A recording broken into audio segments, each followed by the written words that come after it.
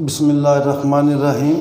Orbital motion का chapter है mechanics का, और इसके 4 लेक्चर हमने कर लिए थे। आज 5वां लेक्चर है और इसमें हम बात करेंगे apps and एप्सिलर distance.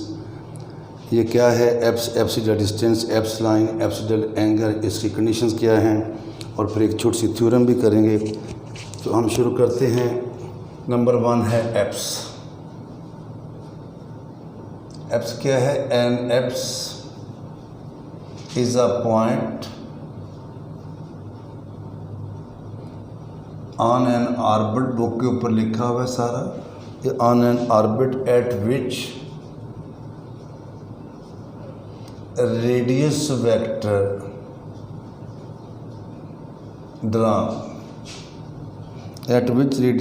drawn from the center of force is maximum or minimum,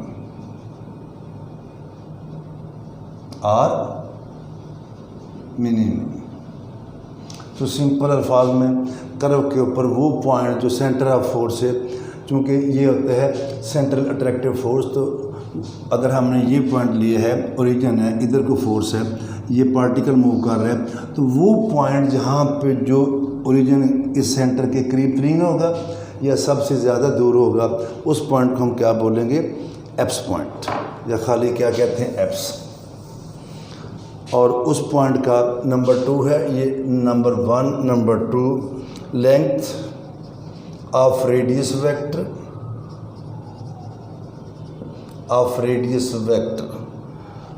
of an apse to the centre of force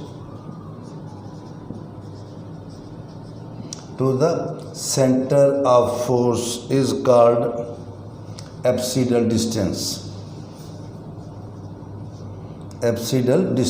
उस पॉइंट का सेंटर से जो है फासला, उसे हम किसका नाम देंगे? Apsidal distance. और आगे है number 3, the line joining an apse to the center of force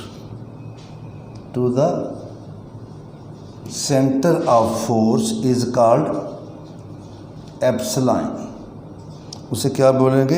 apps line, जो दोनों में से पास करेगी, एप्स में से भी और सेंटर ऑफ फोर्स में से भी, उसे हम क्या कहेंगे? Apse line. और अगली बात है number 4, the angle between two consecutive apse lines is called apsidal angle. अगर मैं इसको थोड़ा सा रफली आपको समझाऊं, अगर ये भी एप्स पॉइंट है, ये भी एप्स पॉइंट है, ये भी एप्स पॉइंट है, तो ये जो इसका कंजक्टिव ये होगा, इसका कंजक्टिव ये, इस एंगल को, ये इस एंगल को क्या बोलेंगे? एप्सिडल angle.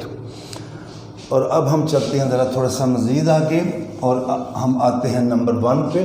N apse is a point on an orbit at which radius vector drawn from the centre of force is maximum और मिनिमम। और फिर हम आते हैं मैक्सिमा और मिनिमा पे।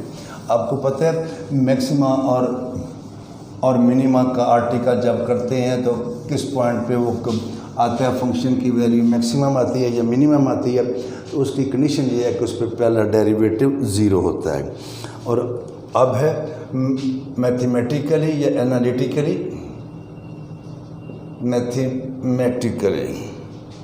For a point P to be an apse, हमारे पास आएगा dr/d इज इक्वल टू 0। तो उस पर क्या आएगा?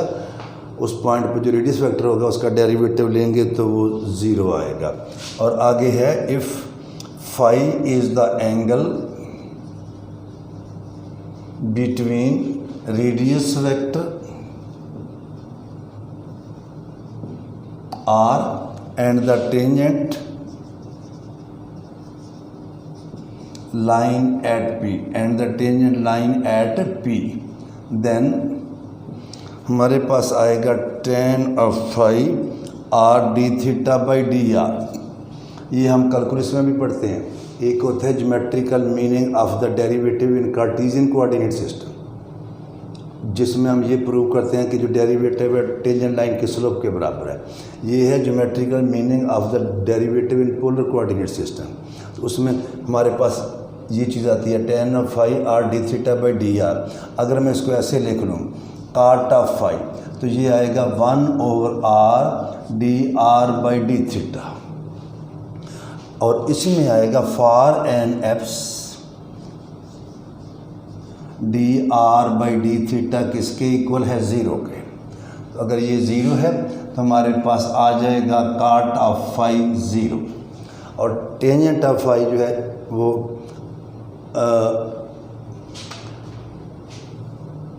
काट ऑफ फाई 0 आया तो टेन ऑफ फाई आना था इन्फिनिटी, और टेन फाई कहाँ पे इन्फिनिटी आता है 90 पे। दूसरे अल्फाज में अगर जिस पॉइंट पे वो टेन फाई जो है वो इन्फिनिटी आता है उस पॉइंट पे काट फाई 0 आता है, और फिर फाई कितना आएगा हमारे पास 90 डिग्री, जिसे हम किसका नाम देंगे, पाई बाई 2 का। इसका मतलब ये हुआ कि ये कुछ यूँ सूरत हाल है। जब हम आर्टिकल करते हैं, आपने पढ़ा या नहीं पढ़ा, ये देखें, ये आर है, ये आर, इस पॉइंट पे ये टेंजेंट लाइन है। ये जो एंगल है इसे हम फाई कहते हैं। It is the angle between, ये पॉइंट पी है, between radius vector R and the tangent line at P. और जब जो पॉइंट एप्स पॉइंट होगा उस केस में फिर ये वाला एंगल किसके इक्वल आया करेगा, 90 डिग्री के आएगा। इसी को लेके थोड़ा सा मज़ीद आगे चलते हैं, और अब हम आते हैं, तो फिर इसका मीनिंग ये हुआ, इसको लिख के थोड़ा सा, इसका मीनिंग ये है कि it implies that angle between radius vector and tangent line to the orbit at an apse, किसी भी एप्स पॉइंट पे जब आप लेंगे रेडियस वेक्टर और टेंजेंट लाइन लेंगे, इनके दरमियान एंगल क्या आया करेगा, पाई बाई 2 आएगा। और इसी को लेके हम छोटी सी थ्योरम प्रूव करेंगे, वो ये वाली है कि प्रूव दैट, थ्योरम है हमारे पास, प्रूव दैट, थ्योरम कह लें या क्वेश्चन कह लें कि if a particle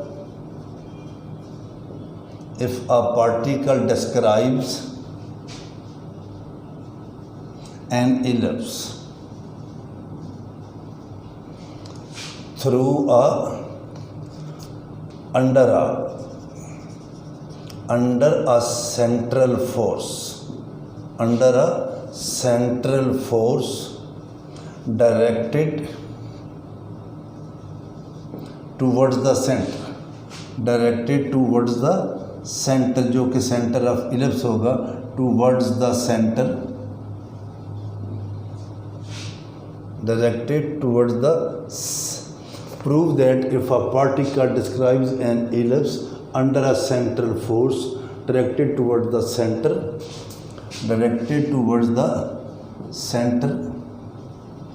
then there are 4 ellipses, तो यानी कि इलिप्स के केस में जब फोर्स जो है किसी भी पॉइंट पे वो उसकी डायरेक्शन होगी टुवर्ड्स द सेंटर, तो फिर उस केस में 4 एप्स आएंगे। और इससे मिलता जुलता सवाल हम एक काइनेमेटिक्स वाले चैप्टर में पढ़ते हैं कि जहाँ पे वो कहते हैं कि prove that find the if a particle moves along an ellipse, तो find the points where it has maximum velocity और इट हैज़ मिनिमम वेलोसिटी। तो जो मेजर एक्सिस के एंड पॉइंट होते हैं वो सबसे दूर होते हैं, वहाँ पे बेंड ज़्यादा होता है तो वहाँ पे उसकी वेलोसिटी मिनिमम आई थी, और माइनर एक्सिस के एंड पॉइंट पे उसकी वेलोसिटी मैक्सिमम। तो वो चीज़ सामने रखें। उसी से थोड़ा सा मिलता जुलता ये है कि इलिप्स में जो पॉइंट सबसे ज़्यादा दूर होते हैं वो मेजर एक्सिस के एंड पॉइंट है, और जो सबसे करीब होते हैं वो माइनर एक्सिस के एंड पॉइंट हैं। वही वाले 4 हमारे पास आ जाएंगे आंसर में। और इसको करना कैसे है, करेंगे हम इसको ऐसे कि ये देखें, let ellipse is x square over A square plus y square over B square is equal to 1। आपको पता है ये जो इलिप्स होता है इसकी जो ये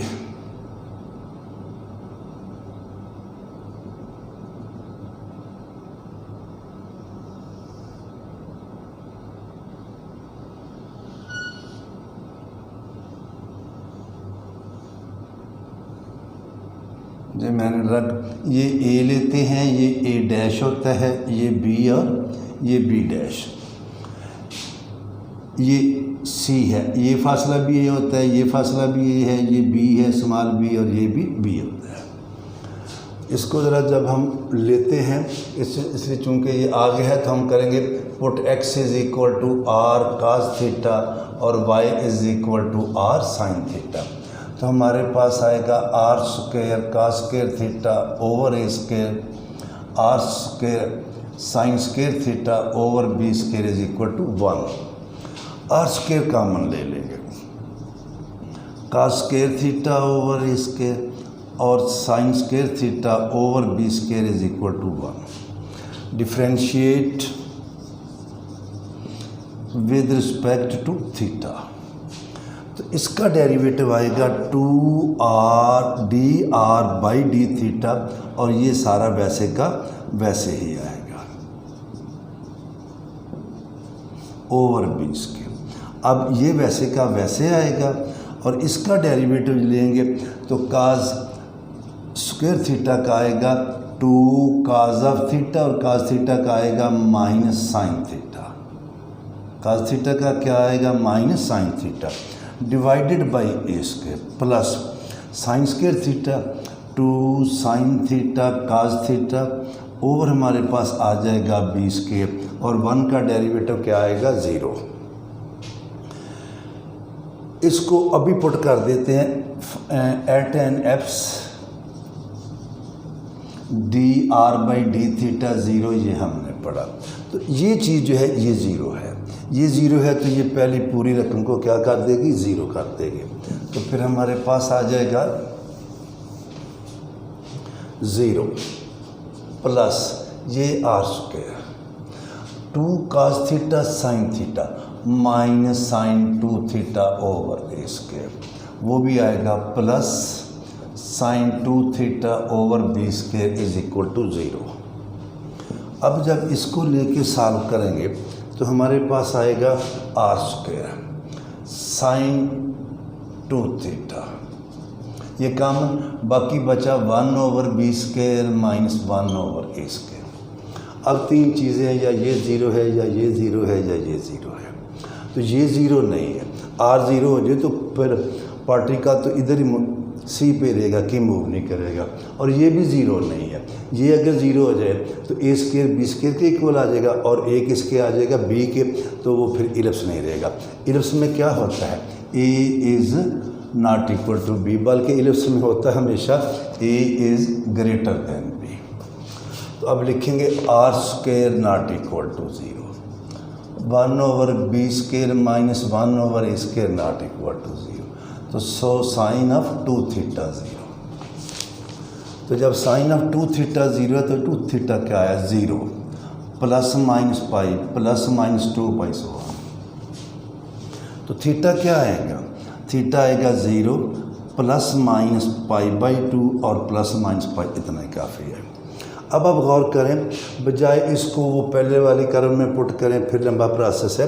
when theta is equal to 0 then r, जब थीटा 0 है तो इस एक्सिस पे थीटा जो है इसे कहते हैं पोलर कोऑर्डिनेट में इनिशियल लाइन, और इसे कहते हैं the line theta is equal to π/2 जो कि y एक्सिस होता है, और ये x एक्सिस है, इसे इनिशियल लाइन कहते हैं, और इस लाइन पे थीटा 0 होता है। तो जब थीटा 0 लेंगे तो r क्या आ जाएगा पाई, वो r आ जाएगा a के बराबर, और a क्या है ये a फासला है, a डैश है, a व 0, तो पार्टिकल किस पॉइंट पे होगा a डैश पे। जब थीटा लेंगे आप पाई, देन आर आएगा हमारे पास माइनस है ये वाला पॉइंट, और जब थीटा लेंगे π/2 तो फिर आर आएगा हमारे पास बी डैश, और जब थीटा लेंगे -π/2 तो फिर आर आएगा B.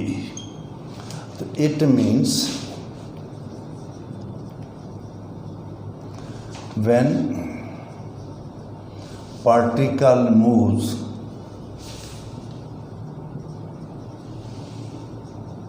along an ellipse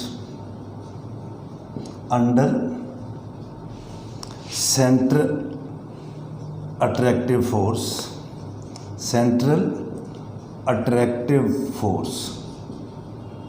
towards the center, there are 4 ellipse points,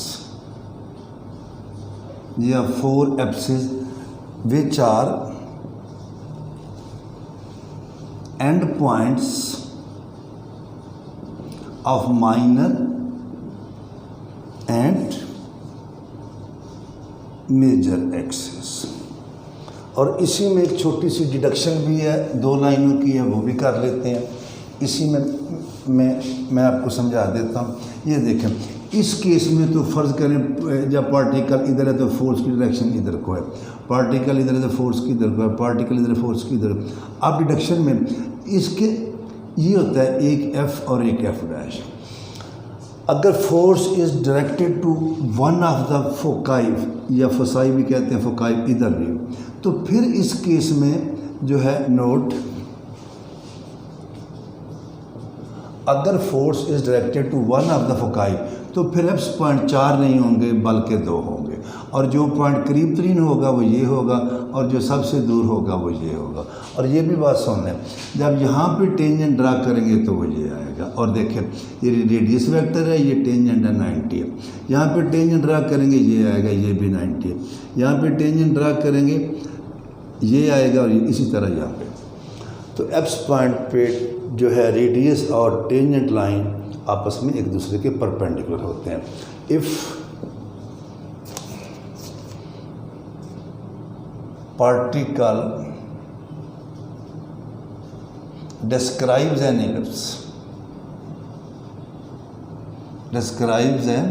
ellipse under a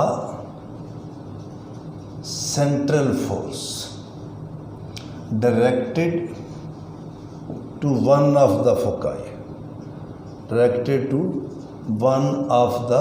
foci, then there are